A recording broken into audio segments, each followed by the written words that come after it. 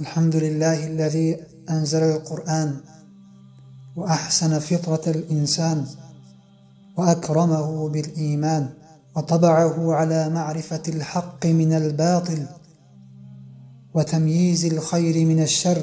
وأصلي وأسلم على النبي الأمين محمد بن عبد الله وعلى آله وصحبه ومن تبعهم بإحسان إلى يوم الدين. دوستان عزیز، پیروان قرآن و سنت رسول صلی الله علیه و سلم، الله عز و جل را اولا سپاسگزار هستیم که الله عز و جل من و شما را الله عز و جل مشرف به نعمت اسلام و ایمان کرد. در حقیقت ایمان و اسلام از نعمتهای خیلی عظیم و بزرگ هستند که هیچ چیز بر این برابر شده نمیتواند. الله عز و جل من و شما را مشرف به اسلام و به ایمان کرد.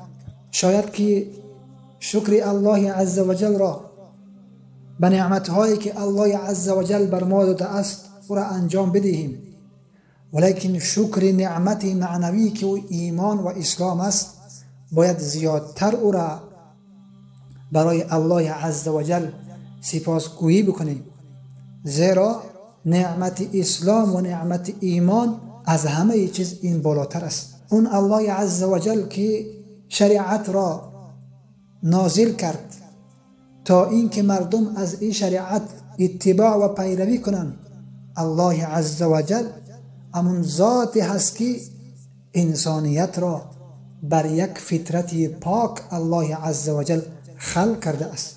اون ذاتی که شریعت را فرستاد و پیامبرها را فرستاد تا اینکه پیامبرها مردم را به سوی دین و توحید و یکتاپرستی و فطرت صحیح و سالم دعوت نمایند، همون الله عز و جل ذاتی هست که انسانیت را بر فطرت سلیم و صحیح و درست خلق کرده است و برای انسانیت الله عز و جل فطرت صحیح و سالم و درست دادگی هست که همه ای را قبول دارد و همه به همه فطرت صحیح و سالم خلق شدگی هستند و موافقت فطرت صحیح و سالم با شریعت به مانند موافقت این دندانها که با یکدیگر هستند و یکدیگر را کمک میکنند به مانند همین است. پس الله عز و جل اون ذاتی هست که شریعت را فرستاده، همون ذاتی هست که انسانیت را بر یک فطرت صحیح و سالم خلق کردگی است. از همین خاطر است که اگر ما دقت کنیم شریعت که شریعت‌های آسمانی هستند، آمادگی هستند، این شریعت‌هایی که آمادگی هستند همه اینها بر دو اصل خیلی عظیم و بزرگ آمادگی هستند. یکی از اونها به خاطر چی است؟ به خاطر اینکه اتباع کردن و پیروی کردن و عمل کردن به فرامین الله عز و جل و دوما این شرایط و شریعت ها به خاطر آمادگی هستند که برحذر شدن از تغییرات آوردن در فطرتی که او انسانیت به او خلق شدگی است. چنانه که الله عز و جل می فرماید وَاتْلُ مَا أُوحِيَ إِلَيْكَ مِنْ كِتَابِ رَبِّكَ لا مبدل لكلماته. الله عز و جل رسول اکرم صلی الله علیه و سلم امر میکند که تلاوت کن آنچه را که وحی کرده شده است برای تو از کتاب پروردگارت که لا مبدل لکلماته، که هیچ تبدیل کننده بر کلمات الله عز و جل نیست. و چنانه که در جای دیگر الله عز و جل میفرماید و تمت کلمت ربک صدقا و عدلا لا مبدل لکلماته، کلمات پروردگارت کامل شدگی هست از روی صدق و عادلانه که هیچ تبدیل کننده بر کلمات الله عز و جل نیست. پس شریعت های آسمانی برای این دو اصل خیلی عظیم و بزرگ آمدگی هستند. اولا اتباع و پیروی کردن از شریعت و قوانین الله عز و جل. ثانیا برحذر شدن از تغییرات در فطرتی صحیح و درست سالمی که انسانیت بر او خلق شدگی است. چنانه که الله عز و جل می فرماید فطرة الله التي فطر الناس عليها لا تبدیل لخلق الله ذلك الدین القیم. اگر شما به این قرآن و کلام الله عز و جل نظر بکنید، اگر شما به این قرآن و کلام الله عز و جل با تفکر و اندیشه اگر شما بنگرید، ذات عظیم و بزرگ چی می فرماید؟ فطرت الله عز و جل که مردم را بر او خلق کردگی هست، اون فطرتی سلیمی است که لا تبدیل لخلق الله، هیچ تبدیلی بر خلق الله عز و جل و خلقت الله عز و جل نیست و نمی باشد. از همین خاطر است که شریعت همیشه موافقت دارد با فطرت صحیح و سالم، و فطرت صحیح و سالم موافقت دارد به شریعتی که از جانب الله عز و جل برای بشریت نازل شدگی است. از همین خاطر است که الله عز و جل دین را فطرت گفتند و فطرت را دین نامگذاری کردند، چنانه که در اقوال سلف صالح رحمه الله دیده می شود و چنانه که رسول اکرم صلی الله علیه و سلم می فرماید کل مولود علی الفطره فابواه یهودانه او ینصرانه او یمجسانه. هر کودکی که تولد می شود بر عقیده فطرتی تولد می شود، یعنی بر عقیده توحیدی که او فطرتش سالم و صحیح و درست است که شریعت و قوانین الله عز و جل را می پذیرد. پس پدر و مادر او هستند که او را یهودی میکنن یا نصرانی میکنن یا اینکه او را مجوسی میکنن یا اینکه امروزه او را دموکراسی و دموکراتی پرست میکنن. بله، پس اگر هر وقتی که در یک از اینها تغییرات به وجود آمد، پس بدانید که در قبولیت شریعت و دین الله عز و جل که او مراد الله عز و جل است خلل به وجود می آید. از همین خاطر است که شیطان و پیروان شیطان و اولیای شیطان همیشه تلاش میکنند تا اینکه در یک از اینها یا که در هر دو از این دو چیزی که انسان به فطرت پاک تولد شده است و خلق شده است، میخواهند که در یک از اینها یا که در هر دو از اینها خلل به وجود بیاورند. به خاطر چی؟ به خاطر اینکه تا اینکه این شریعت و قبول کنندگان شریعت و پیروان شریعت رسول اکرم صلی الله علیه و سلم کم بشوند و تا اینکه انحرافات و بدبختی ها و دور شدن از شریعت رسول اکرم صلی الله علیه و سلم به وجود بیاید. از همین خاطر است که همیشه تلاش میکنند که تا اینکه در یک از این دو فطرت تغییرات به وجود بیارند، تا اینکه دیگرش را قبول نکنند، تا اینکه دیگرش را نپذیرند. همیشه دشمنان اسلام و اولیای شیاطین و پیروان دین فروشان همیشه تلاششان در این است که تا اینکه مردم را از این دو چیز دور بکنند، تا اینکه یک دیگرش را قبول نکنند. میبینه که این پیروان شیطان و دشمنان اسلام و اولیای شیطان همیشه تلاش میکنند بعضی وقتا برای اینکه مردم از شریعت دور بشوند، ولی وقتی که میبینند که مردم ایرا نپذیرفتند، باز راه دیگر را انتخاب میکنند. در فطرت سلیم و صحیح و درسته که انسانیت بر او خلق شدگی هست، از این طرف بالای این کار میکنند تا اینکه فطرت صحیح و سالم انسانیت را تغییرات بیاورند، تا اینکه شریعت و قوانین الله عز و جل را قبول نکند. پس همیشه در طول تاریخ از پدر بزرگ اینها شروع کردگی، از فرعونیان، نمرود، ابو جهل و از اینها بالاتر، شیطان در تلاش تغییر فطرت انسانی که بر او خلق شدگی هست، در تغییر اون همیشه تلاش میکردن و تلاش میکنن.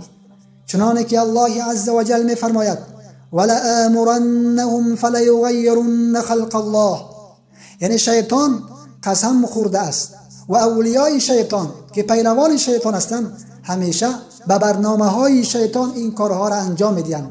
چنانه که میفرماید ولآمرنهم فلیغیرن خلق الله، یعنی اونها را من حتما امر میکنم، اونها را به غوغا و فتنه اونها را من گرفتار میکنم تا اینکه در خلقت الله عز و جل تغییرات بیاورند.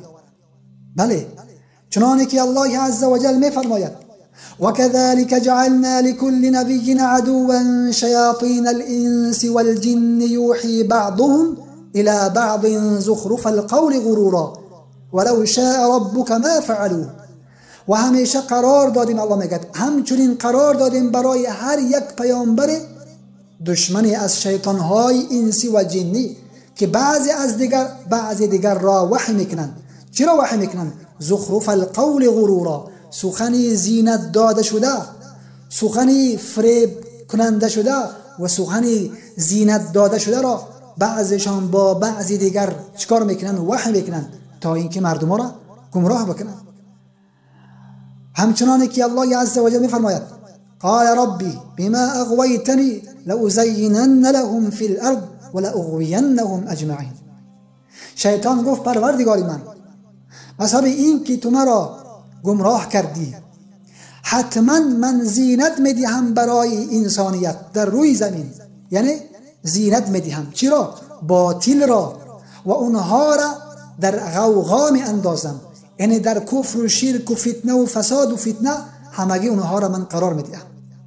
پس ببینید که همیشه دشمنان اسلام قرار میدهند چرا؟ زینت را. به خاطر چی؟ به خاطر که اینها یک مقدمه باشند برای رفتنی، برای قبول نکردن شریعت و دین الله عز و جل. بعضی وقتا نمیتونن که اون اصلی چیز را از بین ببرن، ولیکن تلاش میکنن اینکه تا اینکه او را زینت بدهند، باطل را در بالای او زینت بدهند تا اینکه مردم از او اتباع و پیروی نکنند. اینجا است که میبینی که انسان یک انسانی مفسد قرار میگیرد، یک انسانی فاسد میشود تا جایی که حتی نمیتواند که حتی وقتی که نمیابد و هیچ فسادی را پیدا نمیکند، یعنی دیگر همه دروازه های فساد را کشاد، همه دروازه های فساد را وقتی که میکشاید، همه فسق و فجور را انجام میدهد، دیگر هیچ راهی پیدا نمیکند. به تمامی قوتش و لشکرش و پیروانش و دوستانش و اولیاش تلاش میکند این که در مقابل شریعت و قوانین الله عز و جل بیستد و میستد و این کار انجام میدهد. ولی وقتی که دیگر هیچ راهی پیدا نمیکند، بعداً چیکار میکند؟ بعداً تلاش میکند تا اینکه فطرت صحیح و سالم انسانیت را تغییرات به وجود بیاورد، مثل که تواقیت امروزه که من و شما مشاهده میکنیم. آیا اینها همین قدر اکتفا نکرد که مردم را تا 18 ساله از به مسجد رفتن ممنوعیت ایجاد کردند؟ آیا همین قدر اکتفا نکرد که مردم را از تعلیم دینشان باز ایستاندند؟ آیا همین قدر فساد برای اینها اکتفا نکرد که مراکزهای رقص و بازی و مراکزهای زنا و فحشا و منکرات و طربخانه ها را اینها کشادند برای که مردم را به بدینی ببرند؟ آیا همین قدر فساد برای اینها کفایت نکرد که اینها علمای حقگو و علمای ربانی و طالب علمان حقگو را اینها به زندانها کشاندند و با تمام قوت و توانشان در مقابل شریعت و قوانین الله عز و جل ایستاد شدند؟ همین قدر اکتفا نکردند به همین فسادشان؟ بله، اکتفا نکردند. این قاعده هست برای هر یک طاغوت که او را انجام میدهند. بله، اینها به این قدر اکتفا نکردند، دیدن که همه مقابله و ضدیت در مقابل شریعت و دین الله عز و جل کردند، دیگر هیچ چیز نموند. اکنون شروع کردن برای تغییر آوردن در فطرت صحیح و سالمی که انسانیت خلق شدگی است. بله، همیشه دشمنان اسلام همین هستند، یا تغییرات در شریعت یا تغییرات در فطرت سلیم و صحیح و درستی که انسانیت در او خلق شده است. بله، به خاطر چی؟ به خاطر اینکه اونها خودشان همین گونه فطرتشان را اونها چیکار کردن؟ تغییرات آوردن، فطرتشان را به شرک و کفر و فساد آلوده کردن. اکنون میخواهند که با این اسلوب دیگرها را و دیگر زنان مسلمان ها را و دیگر خواهران مسلمان ها را به این سمت بکشانند. اگر ما دقت بکنیم این گونه روش و اسلوب در مشرکین زمان رسول اکرم صلی الله علیه و سلم موجود بود، چنانه که الله عز و جل میفرماید وإذا تتلى عليهم آياتنا بينات قال الذين لا يرجون لقاءنا ائت بقرآن غير هذا أو بدله قل ما يكون لي أن أبدله من تلقاء نفسي. ببینید الله عز وجل در سوره یونس می‌فرماید و زمانی که تلاوت کرده بشود بر آنها، یعنی بر مشرکین، آیات ما با یک حجت و برهان برای آنها چی میگویند؟ پس کافران و کسانی که امید به لقاء و ملاقات ما را ندارند، یعنی امید به روز قیامت و روزی که یک روزی هست که در او روز در پیش الله عز وجل ایستاد میشوید و برای هر یک عملی که انجام داده هستید در اوجا شما را مورد سوال جواب قرار میدهند. پس اونهایی که ایمان به همچنین روز ندارند چی میگن؟ از پیامبر اکرم صلی الله علیه و سلم در وقتش تقاضا میکردند، درخواست میکردند ائتی بقرآن غیر هذا او بدل، با یک قرآن غیر از این بیا، یعنی غیر از اینه که ما را به سوی توحید و یکتاپرستی و فطرت صحیح و سالم دعوت نکند، یا اینکه اگر قدرتی تغییر در قرآن را نداری او بدل، قرآن را تبدیل بکن. قل ما يكون لي ان ابدله من تلقاء نفسي. الله عز وجل به رسول اکرم صلی الله علیه و سلم دستور دادن، گفتن ای محمد صلی الله علیه و سلم بر مشرکین بگو ما يكون لي ان ابدله من تلقاء نفسي، من نمیتوانم این که از پیش خودم در قرآن تبدیلات بیاورم، تغییرات به وجود بیاورم، زیرا این قرآن کلام الله عز وجل، قانون الله عز وجل است. در این تبدیلات آوردن کفر است، تغییرات آوردن کفر است، دیگرگونی آوردن کفر است. من نمیتوانم که در این قرآن از پیش خودم تغییرات بیاورم آنطوری که شما میخواهید و موافق خواهش شما است.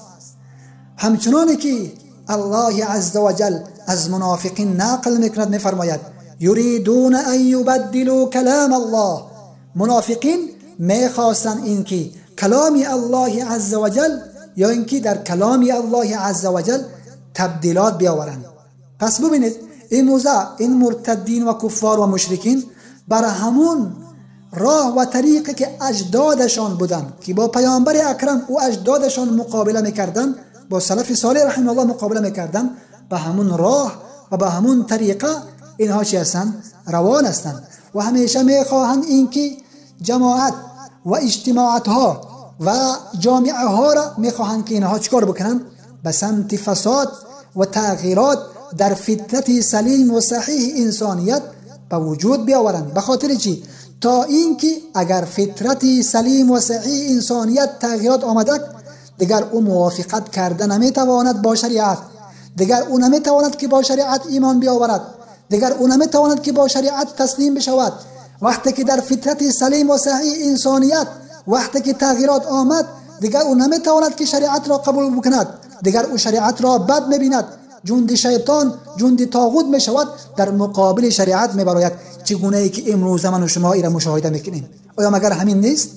ببینید که عده از این انسانها را در فطرت صحیح و سالم اونها تغییرات آوردن. با مرور زمان، با گذشت وقت، آیسته آیسته همون انسانها کسانی گشتند که مرتد شدند، به شریعت و قوانین الله عز وجل بد دیدند، شریعت و قوانین الله عز وجل را بد دیدند و دلیل‌های صحیح و درستی که در قرآن آمدگی است، دلیل‌های واضح و آشکار که در کلام الله عز وجل آمدگی است، وقتی که فطرت اونها وقتی که ناسالم شد، در فطرت اونها وقتی که تغییرات آمده، دیگه شریعت را قبول نکردند، شریعت را نپذیرفتند.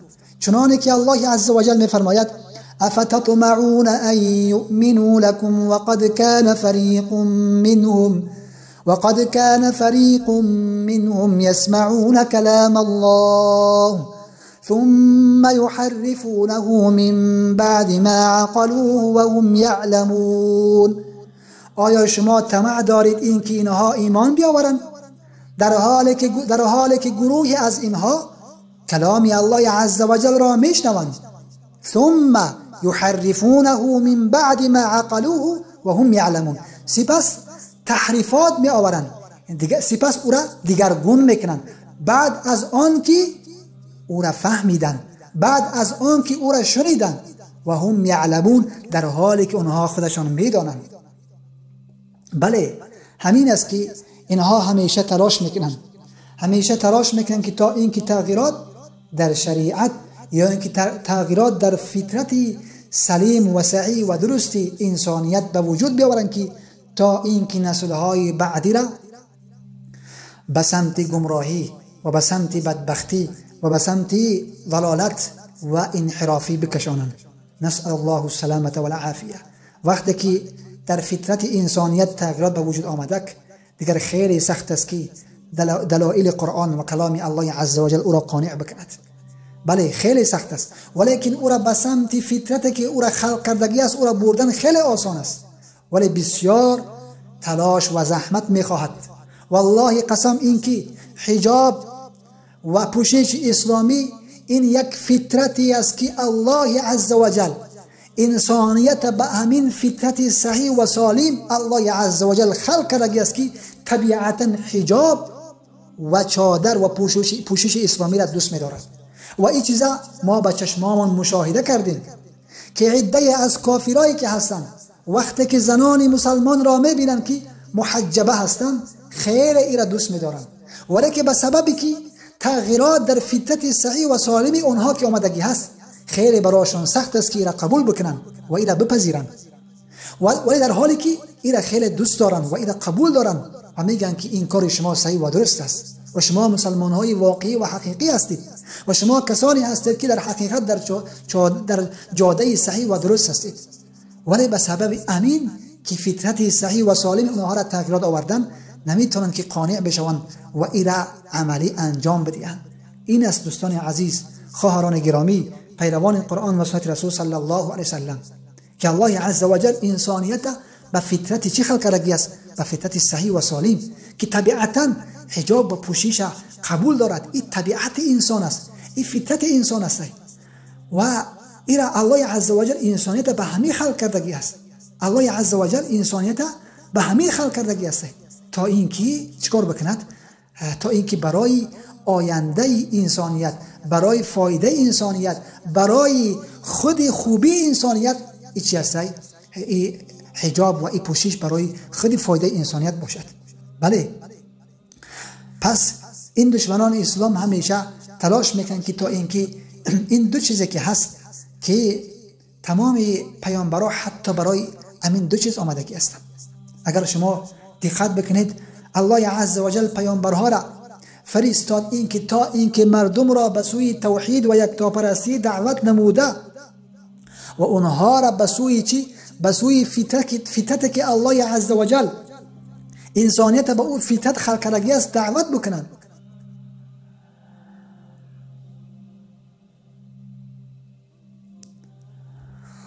زمانی که رسول اکرم صلی الله علیه و سلم دعوت را در مکه مکرمه شروع کردند، وقتی که ابو سفیان نزد هرقل رفت، پادشاهی که هرقل پادشاه روم بودک، چند تا سوالات از ابو سفیان که در او وقت مسلمان شدگی نبودک از ابو سفیان هرقل که پادشاه روم است سوال کردک. گفت که این پیامبری که در مکه دعوای پیامبری میکند، شخصی که برآمدگی از دعوای پیامبری میکند، به سوی چی چیز دعوت میکند؟ گفتن که یأمرنا بالصلاة والصدق والعفاف. ابو سفیان گفتن که پیامبری که در مکه برآمدگی از دعوت میکند ما را به سوی نماز خواندن، به سوی صدق، به سوی عفاف و پاکدامنی دعوت میکند. هرقل چی گفتن؟ گفتن هذه صفت النبی. گفتن اینا که از صفتهای پیامبرها هست، از ویژگی های پیامبرها هست که اونها همین هستند که به سوی نماز خواندن، به سوی راست قولی و راستی، به سوی عفاف و پاکدامنی دعوت میکنن. پس این از دعوت رسول اکرم صلی الله علیه و سلم بود. این دو اصل خیلی عظیم و بزرگ است و از بزرگترین از اصولهای فطرت انسانیت این عفاف و پاکدامنی است که هر وقتی که در این اصل عظیم و بزرگ وقتی که تغییرات به وجود آمده، پس بدان که قسم به الله که بسیار دروازه های فساد را به وجود می آورد و بسیار دروازه های فاسد را و بسیار دروازه های فساد را می گشاید که همشان به سبب شکستن امین فطرت انسانیت است که او عفاف و پاکدامنی است. وقتی که حجابت را کشیدی، وقتی که حجاب کشیده شدک، آیا میدونی که مفسده بزرگ این پایان کردن چشم است که الله به زنها و به مردها امر میکند که وقل للمؤمنین یغضوا من ابصارهم وقل للمؤمنات یغضضن من ابصارهن. به مردان مؤمن بگو که چشمهاشان پایان کنند، به زنان مؤمنه بگو که چشمهاشان پایان کنند. آیا وقتی که این فطرت عفاف و پاکدامنی و حجاب وقتی که کشیده بشود و تغییرات بیاورد از بین برود، آیا میدونی که مفسده این نگاهی فساد و نگاهی نادرست به وجود می آید؟ آیا میدونی این که این صوت زن، آواز زن که باید آوازش را باید که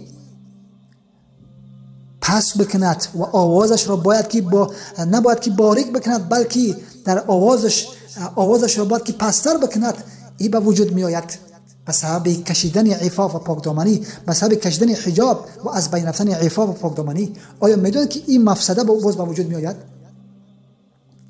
به سبب این از بین رفتن حجاب و عفاف و پاکدامنی، آیا میدانید که مفسده خلوت، مفسده مرد و زن در یک جا شدن و قرار گرفتن که حتی جامعه امروزه را امروز به فساد کشاندگی است که جامعه امروزه حتی غربم نمیتواند که چگونه پیش این گونه مفسده را پیشش را بگیرد، دروازه این فتنه را کشادن نمیتونن که پیش ای را بگیرن. آیا میدونید که به سبب از بین رفتن عفاف و پاکدامنی و حجاب و این فطرت سلیم و صحیح و درسته که الله عزوجل انسانیت به این خلق کرده است، این بدبختی به وجود می آید، اختلاط زن و مرد به وجود می آید؟ آیا میدونید که دیگر هر یک نفر دیگر میخواهد برای خودش دوست دختر و دوست پسر و دیگر این بدبختی را یعنی که به وجود بیاد و این کارا را انجام بدهند که همشان به سبب امین از بین رفتن همون عفاف و پاکدامنی و همون حجاب و شریعت الله عزوجل که بیان کرده است، به سبب از بین رفتن این مفسده ها به وجود میآیند. آیا شما این را باید بار دقت کردید؟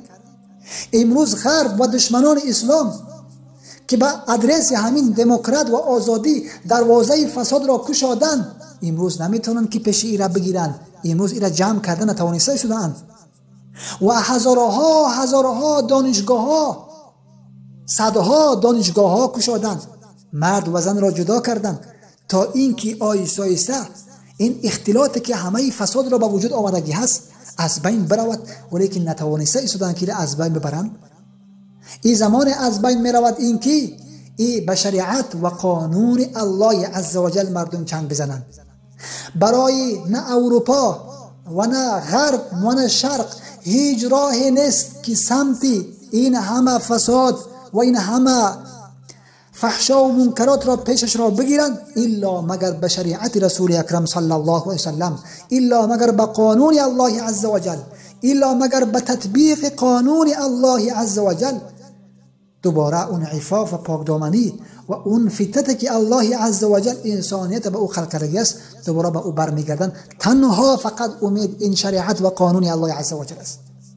حتی در امریکا یک رساله را مطالعه کردم که در امریکا حتی از 100 بیشتر دانشگاه ها هست که فقط در اونجا جنسهای طاق در اونجا تعلیم میگیرند و این زمینه را الان حاضر آماده کرده ایستاده‌اند تا اینکه این دروازه این حیوانیت و فساد و بدبختی را پیشش را بگیرند که مردم به این گرفتار شدند و انسانیت امروز در یک مهلکه و یک بدبختی و هلاکت قرار دارد. نسل امروز در نسل انسانیت اختلال اومده ایستاده است. اعوذ بالله من ذلك. مردم به چی سمت رفته ایستادند، به چی فساد رفته ایستادند. حتی خود امریکا و در خود امریکا میتونید که شما الان برید همین تحقیق بکنید که چقدر از دانشگاه‌هایی است که فقط در اونجا جنس‌هایی یعنی فقط تنها مرد یا که جنسی فقط تنها زن در اونجا تدریس میکنن و میخوانند و این زمینه را الان اونها خودشون کرده ایستادن تا اینکه مردم بر بگردن. و ایرا حتی تحقیقات ایرا اثبات کرده است که جامعه‌ای که در اوج اختلاط مرد و زن است، نه در اوج پیشرفت است، نه در اوج تقدم است، بلکه اگر ظاهرا پیشرفت و تقدم بیاید ولیکن سرانجام و عاقبتش سقوط اون مملکت، سقوط انسانیتی که در اونجا هست، سقوط اون مجتمعاتی که در اونجا هست، عاقبتش سقوط اونها است و هلاک شدن اونها است و از بین رفتن اونها است که امروزه اینا محققین مشاهده کرده استادان. شما چیکار کرده اید؟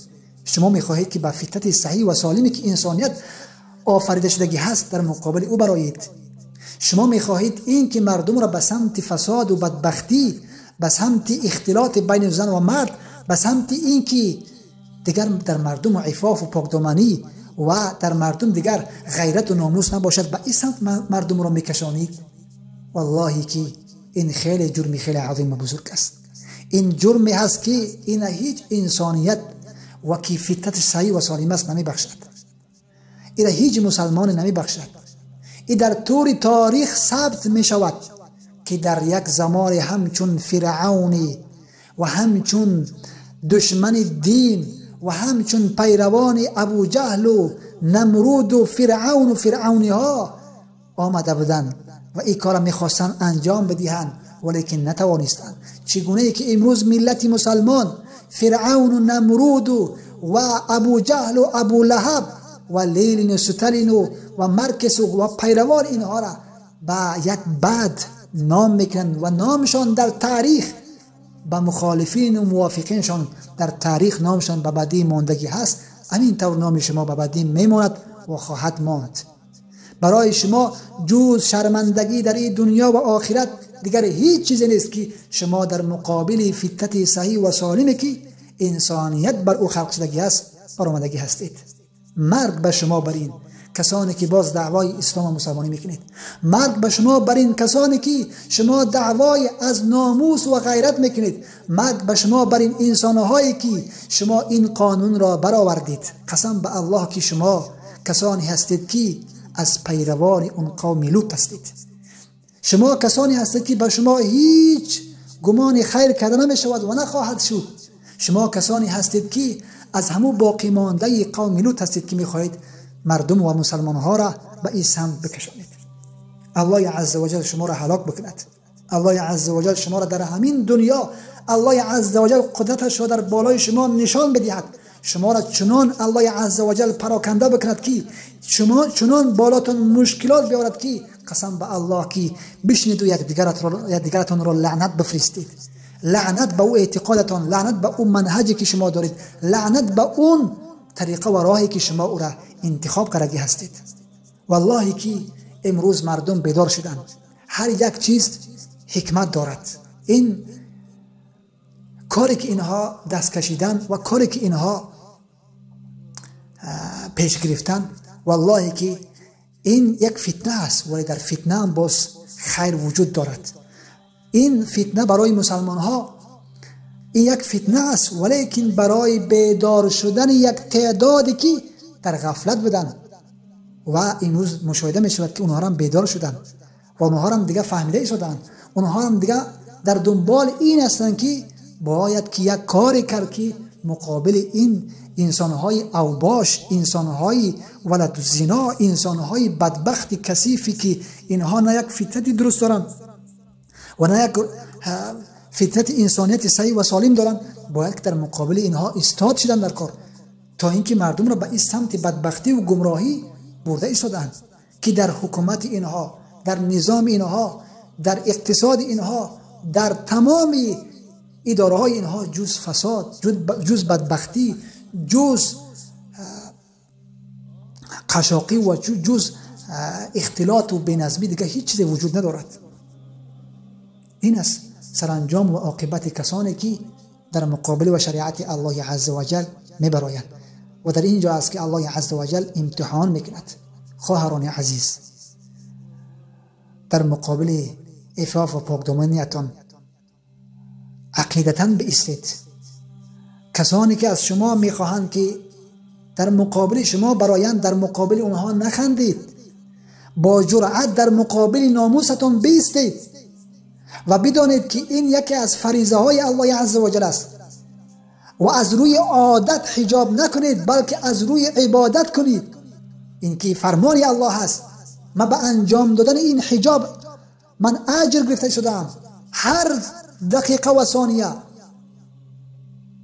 و به اندک فشار، به اندک این که در مقابلتون میبرایند، به اندک این که شما را تهدید میکنند شما حجابتون را نکشید. اینجا مسئله اکراه نیست، اینجا مسئله ناموس است، اینجا مسئله عفاف و پاکدامنی تو است.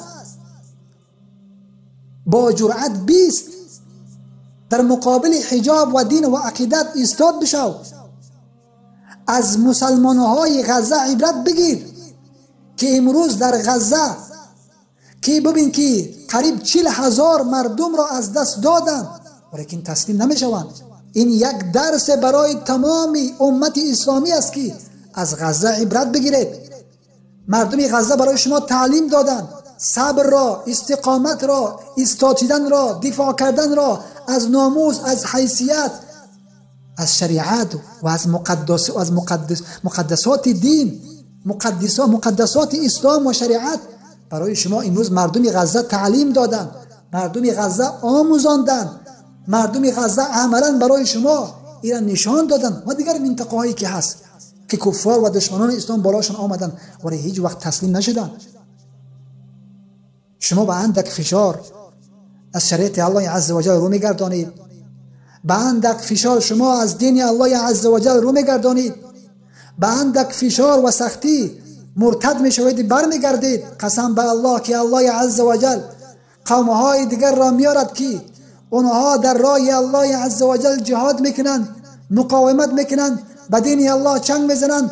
یحبونهم و یحبونه، الله اونها را دوست میدارد، اونها را الله را دوست میدارند و از ملامت کنندگان هیچ خوف و ترسی ندارند. و این تتولوا یستبدل قوما غیرکم ثم لا یکونوا امثالکم. اگر شما ایستاد نشدید در مقابل این دشمنان اسلام، از دین و عقیدتون دفاع نکردید، از شریعت و دین الله عز و جل دفاع نکردید، الله عز و جل قومی را میارد که اونها مثل شما نیستند. یعنی میگن سنت استبدال. سنت استبدال یعنی چی؟ این سنت الهی است. اگر که قوم به شریعت چنگ نزدن، دفاع نکردن، قدر این ندانستند، والله که الله عز و جل قوم دیگر را میارد که سپس اونها مثل شما نیستند. اونها کسانی هستند که از دین دفاع میکنند، اونها کسانی هستند که برای اونها از همه مهمتر شریعت و دین الله عز و جل است. ای مسلمان ها، ای خواهرها، شما عبرت بگیرید از سمیه، شما عبرت بگیرید از عمار، شما عبرت بگیرید از یاسیر، شما عبرت بگیرید از بلال، شما عبرت بگیرید از خباب، شما عبرت بگیرید از ابوبکر صدیق، از مسلمان های صدر اسلام که اونها را ظلم کردن، ستم کردن، همه کار بر علیشون کردن ولیکن یک وجب از شریعت رسول اکرم صلی الله علیه وسلم نبرآمدند و الله عز و جل از اونها اعلان رضایت کرد و الله عز و جل امر کرد که از اونها اتباع و پیروی کنید و اونها را به خوبی در قرآن الله عز و جل یاد کرد که از اونها به خوبی اتباع و پیروی بکنید.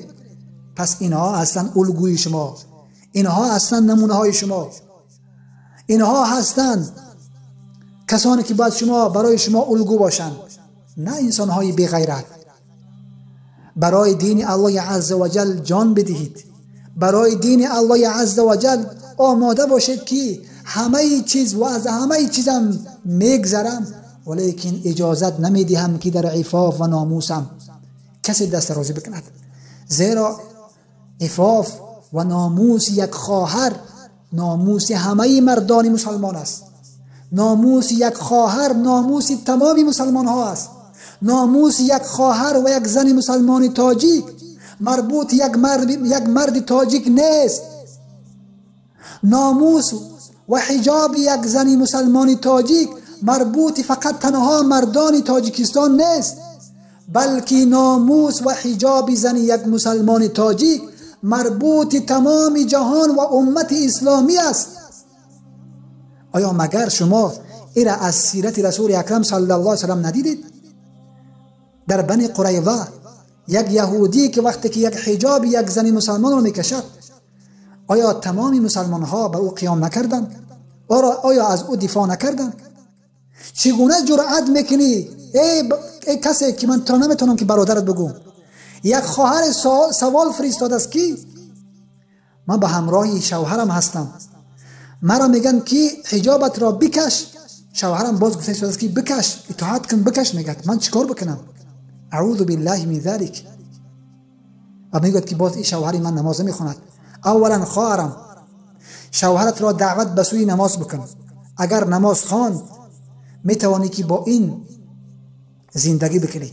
اگر که این نماز نخواند شوهرت مسلمان نیست، تارک الصلات کافر است، با این زندگی نکن. حیف است، عیب است برای یک زن مسلمان که به تو دستور میدهد، یک طاغوت و یک پیرو طاغوت، که حجابت را بکش. باز این بی غیرت، بی ناموس، دیوس در پیشت ایستادگی است، میگه که بله حجابت را بکش. قسم به الله که اینها مرد نیستن، اینها زن هستند، ولیکن صورت مردی دارن، صورت مردی را مجبور به خودشان کشیدگی هستند. آیا همین ننگ است؟ آیا همین مسلمانی است؟ آیا همین ناموس است؟ آیا مگر این دیوسی نیست که در پیش چشمانت دستور بدهند که حجاب زنت را بکش و تو نگاه بکنی و باز بگویی که بله حجابت را بکش؟ کنی ناموست، کنی غیرتت، کنی شجاعتت، ای مرد بیناموس که تو وقتی که از زن خودت دفاع کردن توانستی، تو فردا چگونه برای این امت اسلامی نسل را تربیت میکنی این که از این امت اسلامی دفاع بکنند؟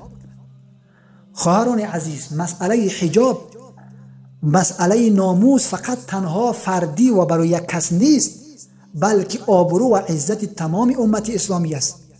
از این خاطر است که در مقابل این سهلنگاری نکنید، بلکه در مقابل این به شدت بایستید، با تمام قدرت و توانایی و هر آن چیزی که در دست دارید دفاع کنید. قسم به الله که هر کسی که به خاطر شریعت و دین الله عز و جل براش یک مشکلی پیش میآید، هر کسی که به خاطر دفاع از دین و عقیدهش و ناموسش و عفت و پاکدامانیش براش یک مشکلی به وجود میآید، و بداند که این شهادت در راه الله عز و جل است. بدانید که هر یک خونه که برای شما در این راه ریخته می شود، در روز قیامت با همراه کسانی که در راه الله به خاطر دین الله، به خاطر قانون الله خستگی هستند، برابر اونها شما حشر می شوید. همراه شهیدا، همراه کسانی که برای دین الله عز و جل اونها قربانی داده هستند، همراه اونها به اذن الله عز و جل شما به همراه اونها حشر می شوید. چه نعمتی خیلی عظیم و بزرگ است که با همراه شهدا که بهترین و بالاترین و اعلاترین درجه را در شریعت و دین الله عز و جل دارند، همراه اونها بخیزید.